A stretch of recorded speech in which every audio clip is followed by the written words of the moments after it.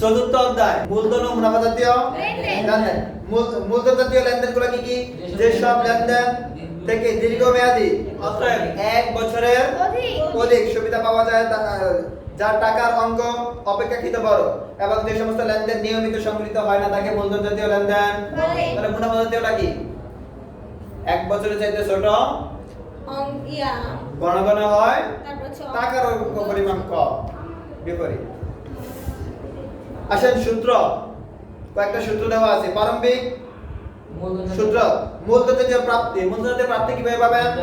মূলধন আনায়ন যোগ ঋণ গ্রহণ যোগ স্থায়ী সম্পত্তি বিক্রয়জনিত অর্থ। মূলধন জাতীয় ব্যয়, মূলধন জাতীয় আয়গুলো কি কি পাবেন? মূলধন জাতীয় প্রাপ্তি বিয়োগ মূলধন জাতীয় ব্যয়। 3 নম্বর মুনাফা জাতীয় প্রাপ্তি কিভাবে পাবেন? মুনাফা জাতীয় আয় যোগ বিগত এবং পরবর্তী বছরের আয়। মুনাফা জাতীয় প্রদান হলো মুনাফা জাতীয় ব্যয় যোগ বিগত ও পরবর্তী বছরের ব্যয়। 5 নম্বর মুনাফা জাতীয় আয়। মুনাফা জাতীয় আয় কিভাবে পাবেন? চলতি হিসাবকালের যাবতীয় আয় হলো মুনাফা জাতীয় আয়। মুনাফা জাতীয় আয় এবং প্রাপ্তি এক নয়। মূলধন জাতীয় আয় এবং প্রাপ্তি এক নয়। মূলধন জাতীয় আয় হলো মূলধন জাতীয় প্রাপ্তির একটা অংশ। মুনাফা জাতীয় আয় হলো মুনাফা জাতীয় প্রাপ্তির একটা অংশ। মুনাফা জাতীয় ব্যয় মুনাফা জাতীয় প্রদানের একটা অংশ। দেখেন মূলধন জাতীয় ব্যয় স্থায়ী সম্পত্তি ক্রয় যোগ স্থায়ী সম্পত্তি ক্রয় সংক্রান্ত খরচ যেমন সংস্থাপন খরচ, বহন খরচ। হ্যাঁ, একটা অঙ্ক দেওয়া আছে। ক নম্বরে বলছে, ক বিভাগে কি থাকতে পারে? 1 নম্বরে প্রারম্ভিক মূলধনের পরিমাণ নির্ণয়। প্রারম্ভিক মূলধন জাতীয় প্রাপ্তির পরিমাণ নির্ণয় কিভাবে পাবো আমরা? প্রারম্ভিক মূলধন জাতীয় প্রাপ্তি কি কি আছে এখানে? ব্যবসায় মূলধন বিনিয়োগ করা হলো আর ব্যাংক থেকে ঋণ গ্রহণ করা হয়েছে। দুটো অ্যাড করে দিলেই প্রারম্ভিক মূলধন জাতীয় প্রাপ্তি। 2 নম্বরে বলছে বিলম্বিত মূলধন জাতীয় প্রাপ্তি। মনে রাখবেন বিলম্বিত মূলধন জাতীয় ব্যয়। বিলম্বিত মুনাফা জাতীয় ব্যয়।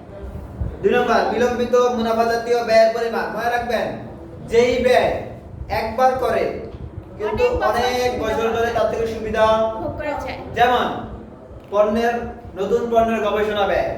একটা পণ্য নিয়ে তৈরির আগে যখন গবেষণা করা হয় ব্যয় করা হয় একবার, চলে অনেক দিন। বিজ্ঞাপন একদিন দেওয়া হয়, খরচটা হয় একদিন কিন্তু এটা ব্যবহার হয় অনেক দিন। ব্যবসার স্থানান্তর খরচ হয় একবার, চলতে থাকে অনেক দিন। এখানে বিলম্বিত মুনাফা জাতীয় ব্যয়ের মধ্যে রয়েছে ব্যবসায় স্থানান্তর এবং নতুন পণ্য গবেষণা জাতীয় ব্যয়। দুইটাই। খ অথবা গ বিভাগে কি থাকতে পারে?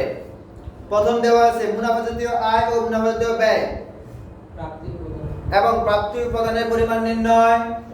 এখানে মুনাফা জাতীয় আয়গুলো কি কি আছে? বিনিয়োগ থেকে প্রাপ্ত মুনাফা প্রাপ্তি, পণ্য বিক্রয়, দুটো যোগ করলে পাওয়া যায় মুনাফা জাতীয় আয়। আর ব্যয়গুলো কি কি আছে? পণ্য ক্রয়, যন্ত্রপাতির অপচয়, বেতন প্রদান। এই তিনটা অ্যাড করলে পাওয়া যায় মুনাফা জাতীয় ব্যয়। এবার মুনাফা জাতীয় প্রাপ্তিগুলো কি কি আছে? বিনিয়োগ থেকে প্রাপ্ত মুনাফা এবং পণ্য বিক্রয়, দুটো হলো মুনাফা জাতীয় প্রাপ্তি। আর মূলধন মুনাফা জাতীয় প্রদান কি কি আছে? পণ্য ক্রয় আর বেতন প্রদান। দেখেন অবশ্যই কিন্তু এখানে মুনাফা জাতীয় প্রদান নয়, এই মুনাফা জাতীয় ব্যয়ের ভিতরে অবশ্যই আসছে কিন্তু মুনাফা জাতীয় প্রদানের ভিতরে অবশ্যই আসে কেন আসে না? কারণ মুনাফা জাতীয় ব্যয় কিন্তু মুনাফা জাতীয় প্রদান না। প্রদান মানে অন্যকে স্থানান্তর করছে। অবশ্যই ফলে কি ব্যবসার টাকার পরিমাণ কমে